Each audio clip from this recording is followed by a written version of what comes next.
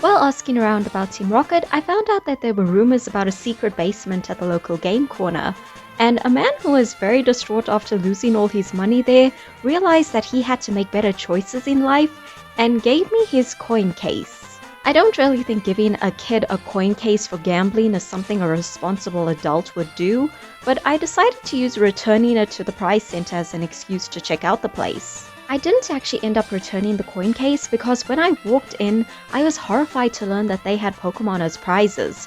Clearly this place is run by Team Rocket, so I decided to go looking for the secret basement. I admittedly got a little distracted by some coins on the ground, but I did try talking to some of the people in there. Unfortunately, they were all too preoccupied with their machines to give me any answers, and some just saw me with a coin case and put a few in there to get me to leave them alone.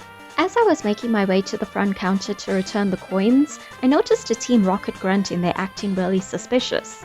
And after winning a battle that none of the gamblers took any notice of, I found a switch behind the poster he was guarding, which revealed a hidden staircase. I had no idea what was down there, but I took a moment to remind myself that Team Rocket was nothing I couldn't handle, and then made my way into their little hideout.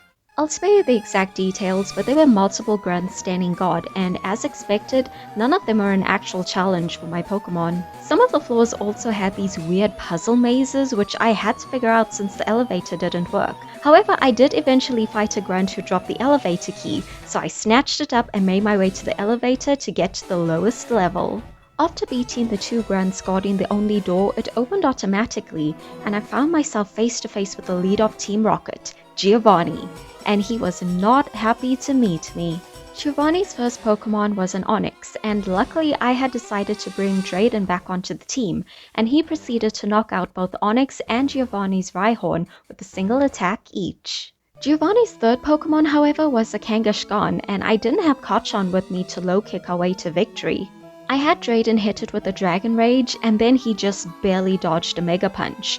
I switched over to Kaminari, who also rolled out of the way of a punch, and got off a little bit of damage with a Sonic Boom. Then came a third punch, and unfortunately Kaminari couldn't dodge it and was instantly knocked unconscious. Clearly we were in trouble, so I sent out Hikaru, who thankfully didn't take any damage and was able to take out our bulky opponent in 2 digs. Giovanni was disturbingly calm after losing to me, and after creepily saying that he hoped to meet me again, the lights went out and he just vanished.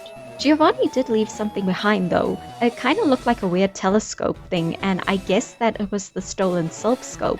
I don't know why he decided to give it to me, but either way, I took it and decided to take it back to Lavender Town to give it to who it was intended to be given to, Mr. Fuji. However, when I got to the ground floor of the casino, I remembered the Pokémon that Team Rocket had as prizes. I assumed that they were stolen Pokémon, and I couldn't just leave them there. So I scoured the ground for more coins, asked a few more people, and even tried my hand at playing.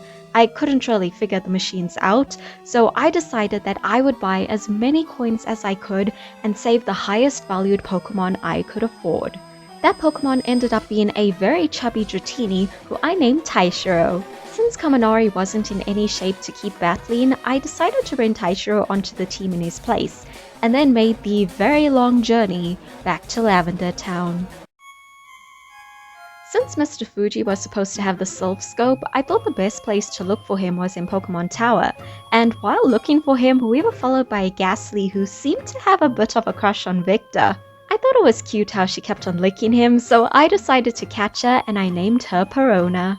Just before making our way up the final staircase, our path was blocked by something. Using the Silph Scope, I realized that we were facing the Marowak that had been killed by Team Rocket.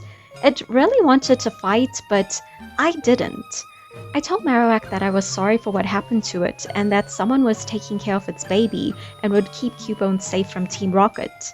It seemed to understand and then just kind of disappeared, hopefully to a peaceful afterlife. After making my way up the stairs, I once again ran into Team Rocket, and only after defeating the first grunt did I realize there was another man with them, and I correctly guessed that this was Mr. Fuji. The second grunt told me that Mr. Fuji went to lecture Team Rocket about Pokemon ethics, and they were just talking about it.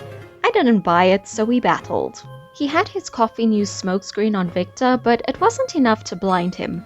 However, he did it again, and before Victor could attack, Basby broke out of his Pokeball and zoomed off in front of Victor, just as the Grunt's coffin self-destructed. It was already hard to see what was going on with the smoke screens, but once the dust settled, I realized that Basby had taken the full force of it, and for the first time since I met him, he had stopped buzzing. I sent out Hikaru to finish off the Grunt while Victor and I ran over to Basby. He was slumped over on a headstone, and I called out to him, but was met with silence. Basby was gone. Hikaru chased off the final Grunt on his own and then came over to sit with me and Victor as we processed our loss. Basby was born to be a fighter, and it hurt that he chose to give that up. Was it because he thought he could handle it? Or was it solely to save his big brother Victor? Or was it his choice to have this be his final battle? Unfortunately, we would never know the answer to any of that. But one thing we did know was that it was now our duty to take down Team Rocket. Not for revenge, but to make sure that they never take the life of another Pokémon ever again.